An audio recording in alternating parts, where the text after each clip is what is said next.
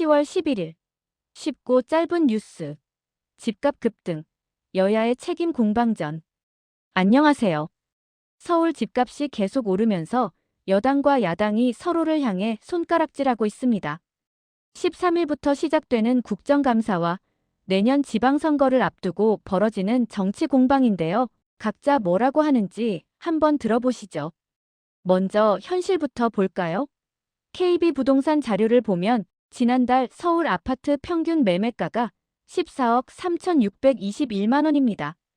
올해 1월 12억 7,503만 원 대비 9개월 만에 11.3% 올랐어요.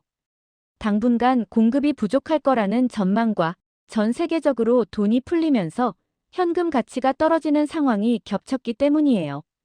민주당은 이 문제의 원인으로 오세훈 서울시장과 윤석열 정부를 지목했습니다. 한민수 의원은 오 시장이 2021년 시장 취임 직후 큰 소리쳤던 것을 들춰냈어요. 당시 오 시장은 2025년까지 재개발 재건축 규제 완화로 24만 호를 공급하겠다고 발표했거든요. 그런데 실제로는 어떻게 됐냐? 4년 동안 24만 호 중 사업인가 받은 게 1만여 채 정도고 착공 기준으로는 사실상 0이라는 겁니다. 약속은 거창했는데 실제 성과는 미미하다는 비판이죠. 특히 오 시장이 강조했던 신통기획이라는 제도가 있습니다. 민간이 주도하는 정비사업을 서울시가 초기부터 지원해서 기간을 단축하겠다는 건데요. 196개 사업장 중 정비구역으로 지정된 게 34%인 66개뿐이고 준공된 건 하나도 없다는 거예요. 한 의원은 오 시장의 강북 개발론에 대해서도 선거용이고 유체 이탈 화법이라며 강하게 비판했습니다. 김영배 의원도 가세했어요.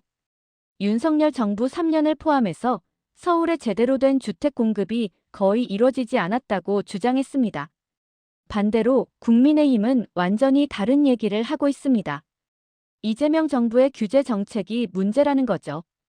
김도읍 정책위의장은 정부가 여전히 규제 일변도 정책을 반복하면서 이미 문재인 정부에서 실패한 정책을 되풀이하고 있다고 비판했습니다.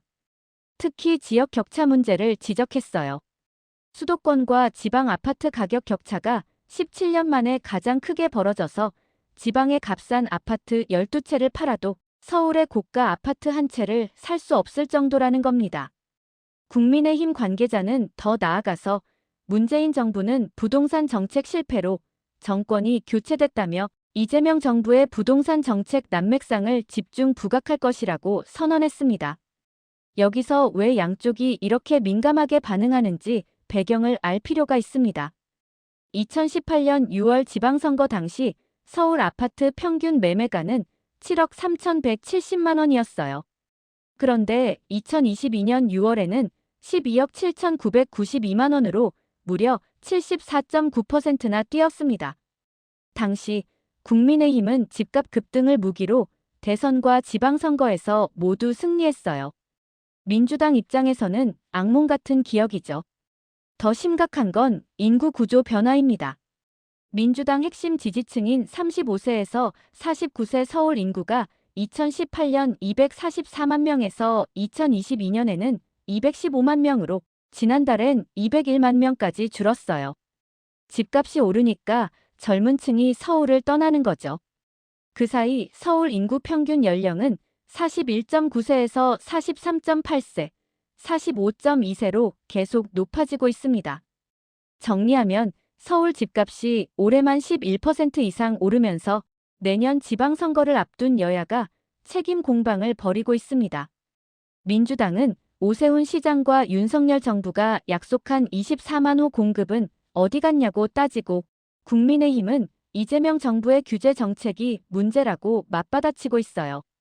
13일 시작되는 국정감사에서 이 공방이 어떻게 전개될지 지켜봐야겠습니다. 다음 영상에서 또 만나요.